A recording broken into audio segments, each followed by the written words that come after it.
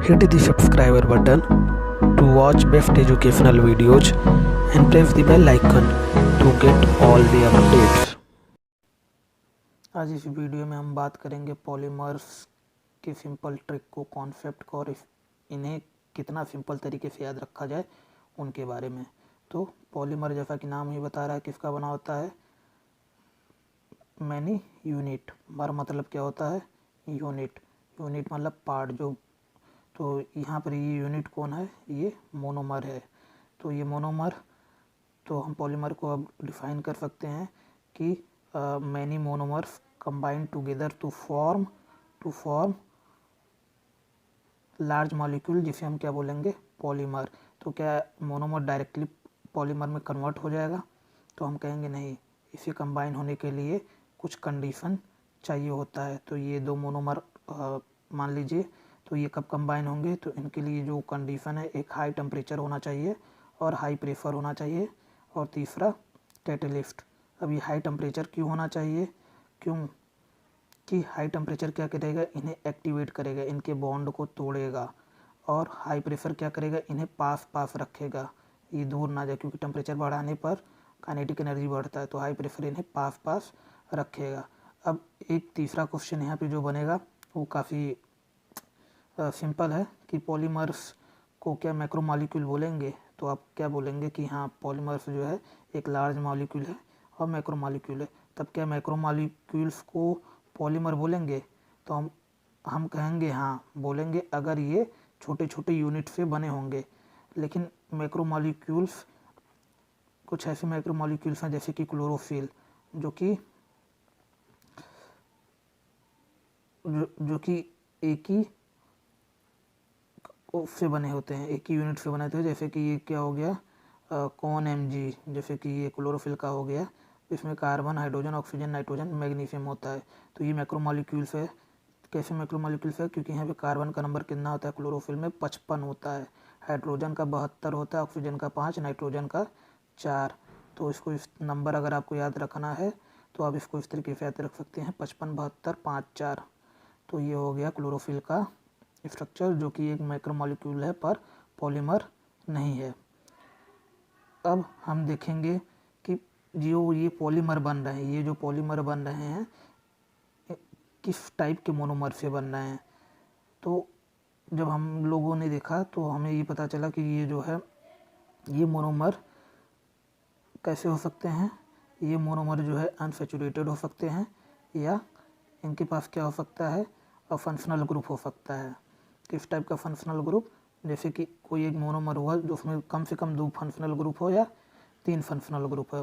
तो अब अगर जिस मोनोमर में क्या होगा, अनसैचुरेशन होगा, जिस मोनोमर में अनसैचुरेशन होगा, तो अनसैचुरेशन मतलब जिसमें क्या हो, डबल बॉन्ड हो या ट्रिपल बॉन्ड हो। तो अगर आपको ऐसा मोनोमर दिख जाए एग्जाम में, या आपको सॉल्व करना है, तो आप इन्हें किस तरीके से प्रोसीड करेंगे? तो काफ़ी सिंपल है। तो देखिए, अनसैचुरेटेड है, तो अनसैचुरेटेड का मतलब क्या होता है, एल्कीन है या एल्काइन है, यही होता है। तो एल्कीन और एल्काइन का हम लोग कैरेक्टरिस्टिक रिएक्शन जानते हैं, क्या होता है, free radical addition reaction. Free radical addition reaction होता है। तो अब इसी से हम इसको सॉल्व करेंगे। यही तरीका है इसको ईजिली तरीके से, इसको कैसे आप एग्ज़ाम में बहुत फास्ट तरीके से सॉल्व कर पाएंगे। तो आप इसी से हमेशा सॉल्व करिएगा। अब इसको मैं समझा रहा हूँ आपको। तो यहाँ पे अगर हम देखें तो ये अनसैचुरेटेड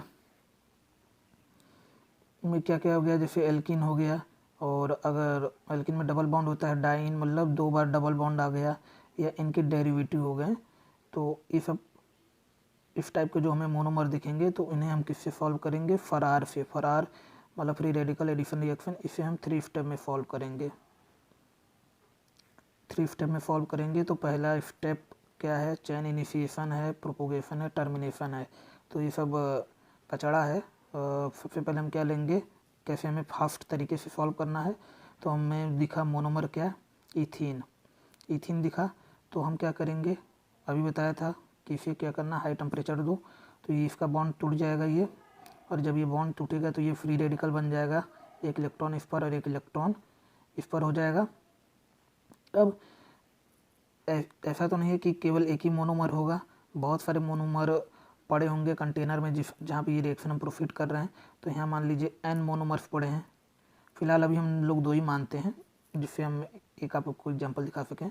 तो यहाँ पर अगर हम देखें तो ये ऐसा हमें यहाँ पे 2 मिल गया फ्री रेडिकल में, CH2 CH2 CH2 CH2। अब ये दोनों पास पास आएंगे क्योंकि हाई प्रेशर अभी बताया था कि हाई प्रेशर देंगे, तो ये पास पास आएंगे और ये दोनों मिलके एक एक इलेक्ट्रॉन है ना ये दोनों, तो ये दोनों मिलके क्या बना लेंगे, बॉन्ड बना लेंगे। तो इधर ये देखिए ये दोनों बॉन्ड बन गया और ये वाला जो है फ्री वैलेंसी इसको इस तरीके से दिखा देंगे और इस साइड वाला वैलेंसी इस साइड लिख देंगे। तो इस तरीके से ये हमारा बन गया पॉलीथीन बन गया। और यहाँ पे इसको हम ऐसे भी लिख सकते हैं क्योंकि ये दोनों अगर हम देखें आइडेंटिकल हैं, तो इस तरीके से इसको हम रिप्रेजेंट कर सकते हैं। तो ये था जब अनसैचुरेटेड मोनोमर अगर हमें दिखता है तो हम कैसे प्रोसीड करेंगे। अभी जब हम आगे पढ़ेंगे पॉलीमर में तो यहाँ पे हम बताएंगे आपको कि ये जो अनसैचुरेटेड होता है तो इसमें क्या कर रहे हैं, एडिशन कर रहे हैं। तो इस टाइप की पॉलीमराइजेशन को हम क्या बोलेंगे, एडिशन पॉलीमराइजेशन। और क्या बोलेंगे, इसे हम बोल सकते हैं चैन ग्रोथ। क्या बोलेंगे, चैन ग्रोथ, क्योंकि इसमें हमेशा ग्रोथ ही होगा, मतलब कि चैन की तरह, मतलब कोई भी एलिमिनेशन नहीं होगा। अब हम देखते हैं दूसरे टाइप का मोनोमर, जैसा कि अगर उस मोनोमर में हमें क्या मिल गया, बाईफंक्शनल, जैसे कि COH हो गया, क्या हो गया, COH हो गया और यहाँ पे कार्बन का नंबर हो गया और यहाँ पे NH2 हो गया। तो इसमें देखिए बाईफंक्शनल मोनोमर, यहाँ पे 2 फंक्शनल ग्रुप आ गया, एक NH2 आ गया, एक COH आ गया। तो इसको सॉल्व करने का तरीका, आप कैसे पॉलीमर बनाएंगे, बहुत ही सिंपल है। तो आप सबसे पहले क्या करेंगे, आपको जहाँ पर भी ये ग्रुप दिखे कार्बोक्सिलिक एसिड वाला, आपको वहाँ से OH को हटा देना है। इसका 2 वैलेंसी फ्री हो गया, आप OH को हटा दिए। इसके बाद अब NH2 हमें दिखा, NH2 ये यहाँ से भी एक H हटा दीजिए तो NH हो गया। और अगर हमें फॉर्मल्डिहाइड दिखता है, मतलब HCHO दिखता है, तो यहाँ से O हटा देंगे तो यहाँ पे भी 2 वैलेंसी का फ्री हो गया। आपको ये ऐसे याद रखना है। अभी जब इसको हम सॉल्व करेंगे, अभी जब क्या पढ़ेंगे, स्टेप ग्रोथ पॉलीमर, या फिर इसे और हम क्या बोल सकते हैं, कंडेंसेशन पॉलीमर।